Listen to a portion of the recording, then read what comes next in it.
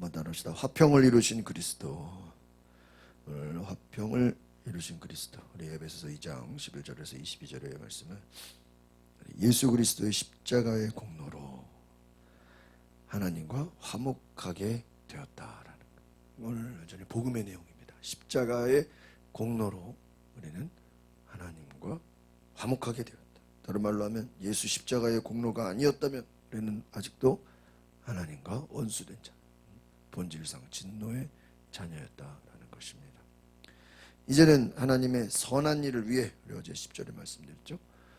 하나님께서 선한 일을 위해 우리를 부르셨다. 그러니까 복음을 듣고 예수 안에 있는 자는 당연히 하나님의 선한 일을 행하게 되는 줄 믿습니다.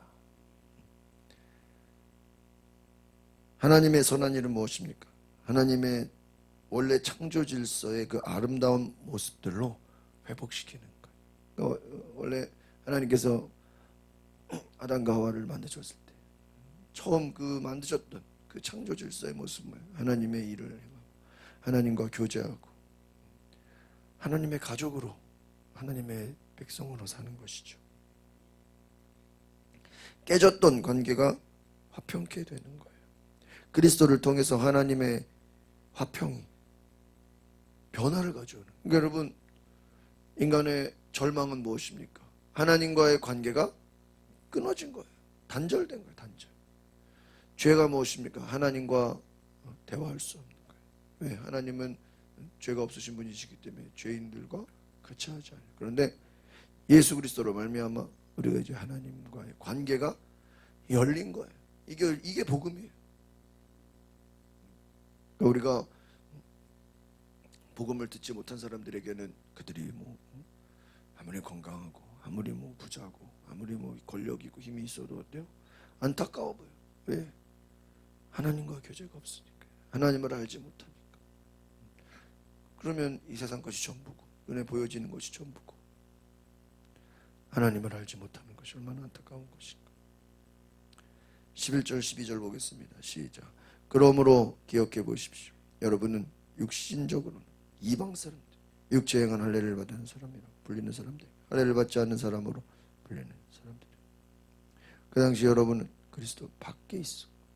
이스라엘 백성으로 제외된 사람들, 약속의 언약들에 대해 생소한 사람, 소망도 없고. 지금 누구를 말하면 여기서 말하는 사람들은 이방인이에요, 유대인이에요? 이방인들이죠. 이방인 성도들을 향해서 당신들은 율법이 없었잖아요. 율법이 없잖아요, 이방인들은. 유대인들은 그나마 율법이라도 있어서 율법을 지키면서 야, 내가 하나님의 백성이다 이랬는데 이방인들은 율법도 없어. 사람들이 하나님을 전혀 알지 못. 이방인들은 아예 하나님이 누군지도 모르죠.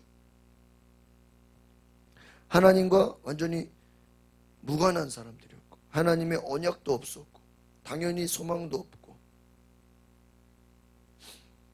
육신적으로 율법이 없는, 하나님이 없는, 그래서 당연히 하나님도 모르고 12절에 보니까 그리스도 밖에 있었다. 여기서 그리스도 밖에 있다는 건 아예 하나님을 알지도 못했다는 거죠. 이스라엘 백 유대인들로부터도 제외됐고. 유대인들이 얼마나 이방인들 무시합니까? 약속의 언약, 이것은 뭐예요? 하나님의 약속이 없죠. 하나님도 이방인, 철저하게 너희들은 하나님 없이 살아온 이방인들이었다. 여러분, 그런데 여러분 이방인들이 어떻게 하나님을 알게 되었냐? 예수 그리스도를 통해서 여러분 하나님을 알게 되고 그리스도를 통해 하나님이 아버지가 된 줄 믿습니다. 여러분, 이스라엘이 얼마나 이방인들을 멸시합니까? 그런데 이들에게도 복음이 들어가니까 복음을 통해서 다른 앞에 에베소서 보면 양자로 삼아 주셨다. 양자가 뭐예요? 내 자식이 육체의 자식이 아닌데도 내 자식으로 받아들이는 거예요. 이방인들도 하나님이 자녀로 삼아 주신 줄 믿습니다. 13절 시작. 그러나 그때는 하나님에게서 멀리 떨어져 있다. 여러분이 이제는 그리스도 예수 안에서 그리스도의 피로, 그러니까 우리가 이 2장 13절 유명한 말씀이죠. 우리가 이 13절만 알면 그냥 너무 당연하게 생각해. 그런데 이 앞에 11절, 12절을 보면 우리는 원래 율법도 없었고 하나님도 없었고, 여러분 만약에 이 대한민국에 복음이 들어오지 않았다고 생각해 보세요. 그럼 여전히 이 나라가 지금도 뭐예요? 우상 숭배하고 달에다가 해에다가 소원 빌고 나무에다가 소원 빌고 무당 찾아가고 전 보고 뭐 그런 나라였을 거예요. 아마 유교나 그런 불교나 거기에 그냥 평생 빠져 있었겠죠. 하나님과 멀리 떨어져 있었던 자들. 그런데 이제는 어떻게 돼요? 예수 안에서 그리스도의 피로, 이게 복음이에요. 오늘 이 장은요 완전 복음의 메시지. 그리스도의 피로. 그러니까 그리스도의 피가 아니었다면 우리는 하나님을 가까이 할 수 없다. 하나님을 우리가 뭐 가까이 하고 싶다고 뭐 가까이 됩니까? 되지가 않죠. 예수 안에서 그리스도의 피로 가까워졌다. 할렐루야. 예수 안에서 그리스도의 피로 가까워졌다. 오늘 이것을 기억하시기 바랍니다. 하나님에게서 멀리 떨어져 있던 자들이 예수 안에 그리스도의 피로 가까워져. 이것이 복음이에요. 다른 게 복음이에요. 하나님은 새 일을 행하셨습니다. 그리스도의 피로 하나님과의 가까워지게 하셨고. 그러니까 우리는 이제 유대인들이 부러워요? 에? 부럽지가 않아요. 저들이 오히려 더 안타까워. 왜? 저들은 율법만 붙잡고 하나님을 알지 못해. 오히려 하나님 안다고 하죠. 예수를 알지 못해. 여러분, 율법은요 어떻게 보면 유대인들에게는 자기들을 지켜주는 안위하게 만드는 하나님을 안다고 생각하는 지식이었어. 그러나 이방인들은 율법이 없으니까 하나님을 알지도 못해. 그런데 예수 그리스도를 통해서 하나님과 화평을 이루고 하나님과 하나가 됐다. 14절 보겠습니다. 시작. 그리스도는 우리의 화평이시 자기의 육체로 둘을 하나로 만드십니다. 그분은 중간에 막힌다. 곧 원수된 것을 헐어내시고 좀 오래된 계명의 율법을 펴었습니다. 이는 그리스도가 그분 안에서 이 둘로 한 세 사람을 창조해 화평을 이루게 하시고 십자가를 통해 이 둘이 한 몸으로 하나님과 화목하게 하시고 자기 안에서 원수된 것을 없애버리시기 위한 것이에요. 이게 완전 복음이에요. 예수 그리스도는 화평을 주셨다. 그리스도를 통한 화평을 이루겠다. 그래서 여러분 막힌 담이 하나님과 원수된 관계가 예수 그리스도를 통해서 그분 안에서 화평을 이뤘다. 십자가를 통해 한 몸으로 하나님과 화목하게 되었다. 왜요? 인간의 죄로 말미암아 하나님과 원수되었던 모든 것이 십자가를 통해서 하나님과 원수된 관계가 예수 그리스도 십자가가 우리를 연결하게 된, 우리를 회복시킨 은혜인 줄 믿습니다. 이것이 얼마나 귀한 것인가. 이것을 깨닫는 게 복음의 은혜라는 것입니다. 그래서 예수 그리스도를 통해서 이제는 이방인들도 유대인들도 예수만 믿으면 다 하나님 안에서 뭐가 되는 거예요? 하나가 되는 거예요. 성령께서 우리 가운데 함께 하시고 하나님께 나아가게 되고 하나님과 교제하게 되고 하나님의 공동체가 되고 교회가 되고. 그래서 바울이 복음을 전할 때는 오히려 이방인들이 막 더 잘 들어요. 유대인들은 잘 안 들어. 말씀드렸죠. 유대인들은 유일신 신앙에 갇혀가지고 예수가 하나님의 아들이라는 게 인정이 돼야 한대요? 안 돼. 차라리 이방인들은 그냥 얘기해주면 잘 알아들어. 유대인들은 용납이 안 돼. 어떻게 예수가 하나님의 아들이냐. 하나님은 하나님 한 분이지. 예수를 인정하지 않으니까 이 복음이 안 받아들여져요. 17절 18절 보겠습니다. 시작. 그리스도는 오셔서 먼 데 있는 여러분에게 화평을 전했습니다. 가까운 데 있는 사람들에게도 화평을 전하셨습니다.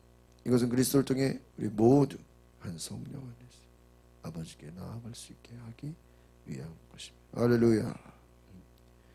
이 말은 뭐예요?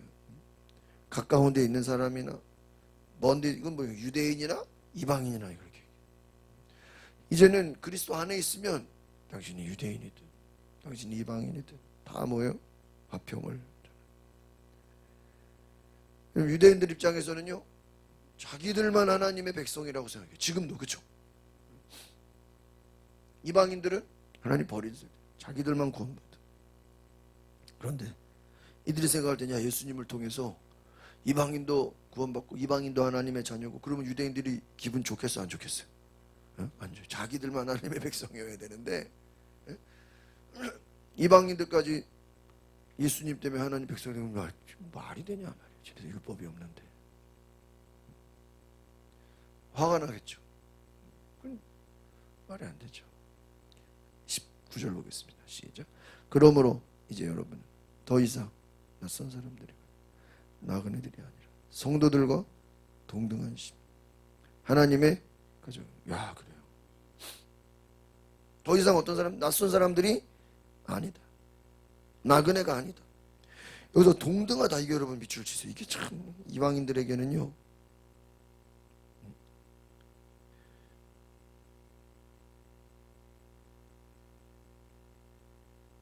놀라운 복음이에요. 하나님의 자녀가 되는, 하나님께 나아갈 수 있는, 하나님을 아버지라 부르고 하나님의 가족이 되고,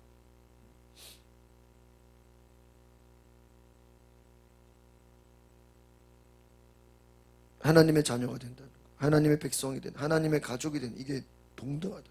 이게 유대인들만의 특권이 아니라 이제는 뭐예요? 이방인들도 얼마든지 예수 그리스도를 통해서 하나님의 가족이 될 수 있어요, 없어요? 이때. 이게 지금 복음이에요. 하나님을 아버지로 불러. 여러분, 지금도 유대인들은 하나님을 아버지로 부릅니까? 아버지로 못 불러요. 여호와, 아도나이, 엘로힘, 막 하나님의 여러 가지 이름들을 막 부르잖아요. 아직도 여호와, 아직도.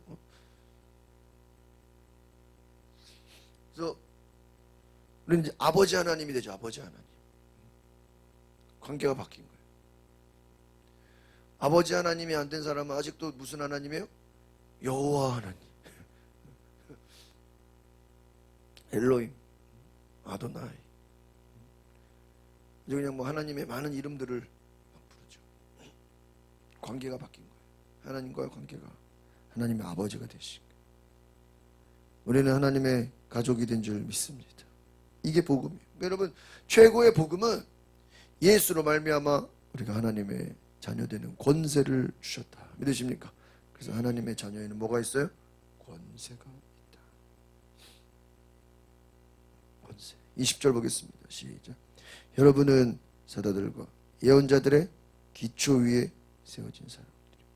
그래서 예수께서 친히 모퉁이 돌이 되셨습니다. 할렐루야. 여기서 예수께서 친히 모퉁이 돌이 되셨다. 21절 시작. 그리스도 안에서 건물 전체가 서로 연결돼 주 안에서 함께 자라 거룩한 성전이. 22절. 여러분도 성령 안에서 하나님께서 거하실 초소가 되기. 그리스도 안에 함께. 밑줄 치세요. 그리스도 안에서 함께. 21절에도 그리스도 안에서, 또 20절에도 그리스도 예수께서. 계속 예수님이 들어가죠. 여러분, 예수께서 모퉁이 돌이 되시고 머릿돌이 되셨다. 모든 것에 정말 중요한 거처가 되셨다. 기초가 되셨다. 여러분, 하나님이 거하실 초소가 되시고 우리는 성령을 의지해서 하나님의 성전으로 살아가야 되는 줄 믿습니다. 그러니까 여러분, 이방인들에게도 너희가 하나님의 가족이다, 하나님의 백성이다. 그런데 이 사람들이 믿어지지가 않아. 왜? 자기들은 이거 율법도 안 지켰죠. 하나님이 누군지도 모르죠. 복음만 들었다고 야, 이게 하나님의 자녀인가? 와닿지가 않아요. 그러니까 바울이 뭐라 그래요? 너희는 성령 안에 있다. 할렐루야. 그래서 여러분, 복음을 들은 사람들은 반드시 뭐를 받아야 돼요? 성령을 받아야 돼요. 그래야 이 내가 하나님의 자녀인 게 어때요? 믿어져. 안 그러면요 백날 얘기해도요 머리로는 알겠는데 이게 가슴으로 와닿지가 않아요. 그러니까 모태신앙들이 어릴 때부터 넌 하나님의 자녀야. 뭐 지식도 중요해. 모르는 것보다 아는 게 나아요. 교육받고 뭐 해도요 믿어지지가 않아. 듣기는 많이 들었는데 하나님의 자녀고 우리는 하나님의 가족이고 교회 안에서 형제자매고. 근데 이게 진짜 형제자매로 느껴지지가 않아. 말로는 뭐 형제님 자매님 그러는데, 근데 뭘 받으면 성령을 받으면 이야 이게 내가 하나님의 자녀. 하나님 살아계시구나. 또 성령을 받으면 하나님의 자녀인 게 하나님 자녀면 아버지와 뭐가 있어야 돼? 소통이 있어야 되잖아요. 소통. 성령을 받으면 성령님이 하시는 일이 뭐예요? 하나님 아버지와 소통하는 거예요. 여러분 핸드폰이 있어야 그 사람하고 전화가 되고 소통이 되잖아요. 성령을 받아야, 복음을 들었어도 성령을 받지 않으면 하나님과 소통이 없어요. 단절되어 있는. 그러니까 성령을 받아야 야, 이 진짜 하나님의 자녀. 내가 거룩한 성전이구나. 그리스도 안에 함께 세워져. 이게 말씀이 현실이 되는 거예요. 야, 그리스도의 이름에 능력이 있구나. 하나님의 말씀에 놀라운 은혜가 있구나. 그래서 여러분 생명이 있고 능력이 있고 하나님 살아계시고 이게 막 그냥 믿어지고 느껴지고 세워져가는 귀한 은혜가 있는 줄 믿습니다. 그래서 결국은 여러분 동그라미를 치세요. 22절에 성령 안에서, 이게 중요한 거예요. 성령 안에서. 예수 안에서만큼 중요한 게 뭐예요? 성령 안에서. 성령 안에 살아가야 된다. 성령 안에 그러니까 결국은 예수 안에 거한다는 게, 물론 예수의 이름을 믿고 보혈의 공로를 믿고 그의 십자가의 사랑을 믿고 의지하지만, 우리가 현실 속에서 살아가는 것은 실제로는 누구 안에 있는 거예요? 성령 안에 있는 거예요. 성령 안에 주님 말씀을 귀를 기울이고 주님의 음성을 듣고 하나님의 사랑을 깨닫고 하나님의 뜻이 무엇인지 분별하고, 이거 다 뭐예요? 성령 안에 있어야 돼요. 그래서 여러분 우리가 예수 안에 있는 것은 결국 성령의 충만함 안에서 성령 안에 살아가야 되는 줄 믿습니다. 기도하겠습니다. 거룩하신 주님, 화평을 잃어버리고 하나님과의 깨어진 관계 속에 예수 그리스도의 보혈의 공로로 말미암아 우리는 하나님의 자녀가 되었고 공동체가 되었고, 이제부터 우리는 성령을 의지하고 성령과 함께 성령의 인도함을 따라 성령의 가르침을 따라 영의 사람이 되게 하옵소서. 육체의 사람이 아니라 진정 성령의 사람으로 하나님의 은혜로 살게 하소서. 예수 그리스도의 이름으로 기도합나이다. 아멘. 우리가 이 시간에 기도하실 때 하나님 성령 안에 살게 하옵소서. 성령 안에, 예수 그리스도 안에 살게 하옵소서. 다 같이 주여 부르고 동성으로 기도하겠습니다. 주여, 온전히 하나님의 역사 임하게 하소서. 주님의 은혜가 성령으로 임하게, 주님 주의 복음이 충만케 하소서. 오늘 우리가 주의 말씀에 충만케 하소서. 오 할렐루야. 주님 사랑합니다. 주님 찬양합니다.